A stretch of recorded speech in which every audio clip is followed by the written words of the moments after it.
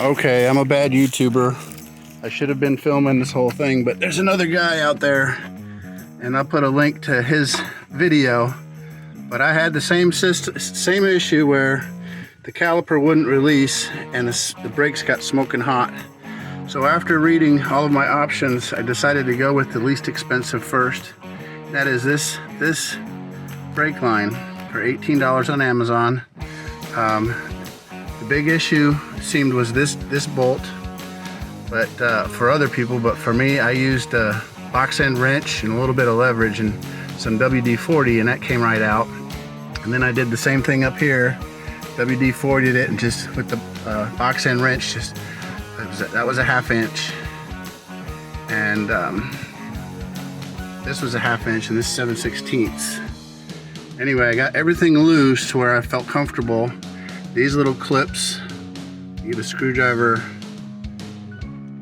and pop those open. Got that out of the way, that goes over to here. Anyway, got it on, put the 1/4 inch hose on here, bled the brakes. My neighbor taught me a little trick. He says put it in a Coke bottle, which he happened to have one from the 60s. And when it stops spitting air, while you're pumping the brakes, it's done. We used about a bottle of brake fluid to get the air out, and it works just fine.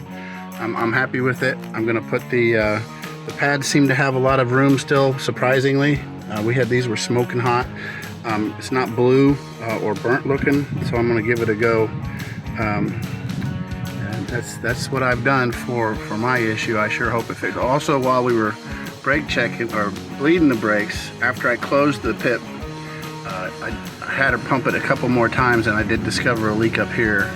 So once it's pressurized, you can double check your connections and make sure that's not leaking. And then you make sure everything's free, not rubbing on anything, you're good to go. Thanks for watching.